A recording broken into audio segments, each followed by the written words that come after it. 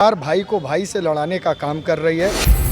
त्रुटि भी उन्हीं की और किसी अधिकारी की हिम्मत नहीं। इसके भुक्तभोगी आप होंगे। नमस्कार, आज हम मौजूद हैं पत्थर गिरजाघर के नज़दीक जो प्रदर्शन चल रहा है। दरअसल ये प्रदर्शन जौहर यूनिवर्सिटी जो रामपुर में स्थित है उसके विषय को लेकर उसके ध्वस्तीकरण का आदेश आया सरकार के द्वारा, तो उसके ध्वस्तीकरण को लेकर ये लोग प्रदर्शन कर रहे हैं, उसका विरोध दर्ज करा रहे हैं। आइए जानते हैं इनसे। की फरमान रामपुर के प्रशासन ने दिया है। जैसा कि 2006 में इस यूनिवर्सिटी की शुरुआत होती है और 2012 में इसे विश्वविद्यालय की मान्यता प्राप्त हो जाती है, लेकिन इसका विरोध अब क्यों ध्वस्तीकरण का फरमान जारी हुआ है? देखिए, ऐसा 2017 से जब से योगी जी की सरकार आई तभी से जौहर विश्वविद्यालय उनके निशाने पर है। और जौहर विश्वविद्यालय नहीं, उसके जो पूरी तरीके से उसके जो है कारक हैं, जो उसके पूरे जो है जिम्मेदारी के साथ जो जौहर विश्वविद्यालय बनाने वाले हमारे नेता आजम खान साहब हैं, उन्होंने जो बीड़ा उठाया था एक बहुत बड़ा, जिसमें हिंदू मुसलमान सिख ईसाई सभी छात्र पढ़ते हैं, उनको जो है उन्होंने किसी तरह प्रताड़ित करना शुरू किया। जौहर विश्वविद्यालय को ख़त्म करने का कुचक्र रचना शुरू किया। उसी कुचक्र की नीति में आज ये जो है विश्वविद्यालय की जो 38 भवनों को रामपुर प्रशासन द्वारा अवैध घोषित किया गया है, बिना नक्शा के घोषित किया गया है। तो हम पूछना चाहते हैं उत्तर प्रदेश सरकार से, जितने विश्वविद्यालय हैं 2006 से अब तक जितनी बिल्डिंग बनी, सबका नक्शा दिखाइए।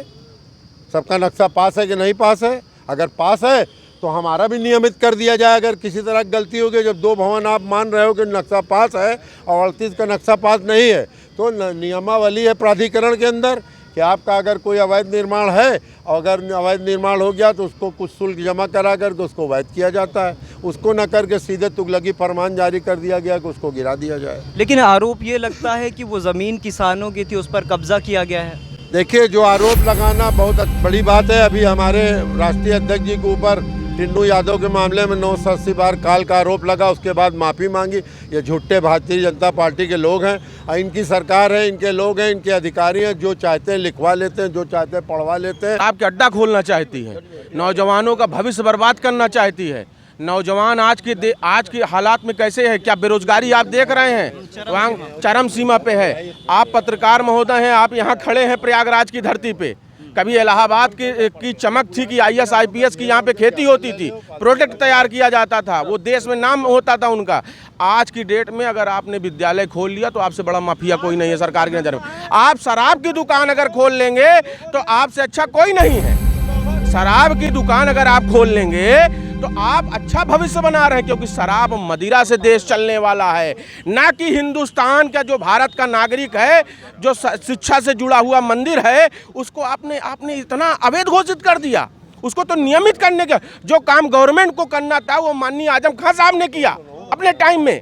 आजम खान साहब लौह पुरुष थे, ऐतिहासिक पुरुष थे। उन्होंने वो शिक्षा की मंदिर में अलीगढ़ मुस्लिम विश्वविद्यालय में पढ़ने गए तो उन्होंने दर्द समझा अपने लोगों का। तो उसमें हिंदू मुसलमान नहीं पढ़ने जाते, उसमें भारत का, हिंदुस्तान का मुसलमान का बच्चा या हिंदू का बच्चा नहीं पढ़ता, भारत का बच्चा पढ़ता है। तो न्याय के मंदिर को अगर आप गिराने की बात करते हैं, इसका मतलब आप शराब मदिरा को प्रवेश देना चाहते हैं और पूरे हिंदुस्तान का भविष्य खराब करना चाहते हैं। ये अन्याय कभी भारत की जनता नहीं सहेगी। आप इसके भुक्तभोगी आप होंगे और आपको इसकी बर्बादी।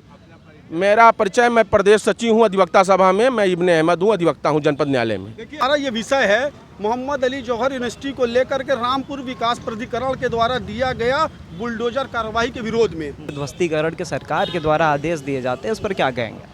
देखिए, लगातार जिस तरीके से भारतीय जनता पार्टी और प्रदेश की योगी आदित्यनाथ की सरकार जिस तरीके से लगातार भाई को भाई से लड़ाने का काम कर रही है, हिंदू मुस्लिम में हमें बांटने का काम कर रही है, और जिस तरीके से लगातार ये चाहे धर्म की आस्था की मंदिर हो और चाहे शिक्षा की मंदिर हो, उस पर लगातार ये निशाने साध रही है, वो लगातार बर्बाद करने के लिए भारतीय जनता पार्टी लगातार काम कर रही है। उसी कड़ी में भारतीय जनता पार्टी ने जिस प्रकार से ये फैसला लिया है, ये बेहद शर्मनाक है। 40 में से 38 भवनों को ध्वस्त करने का जिस प्रकार से फैसला योगी आदित्यनाथ के प्रशासन ने लिया है और जिस पे नोटिस तामील करवाया गया है,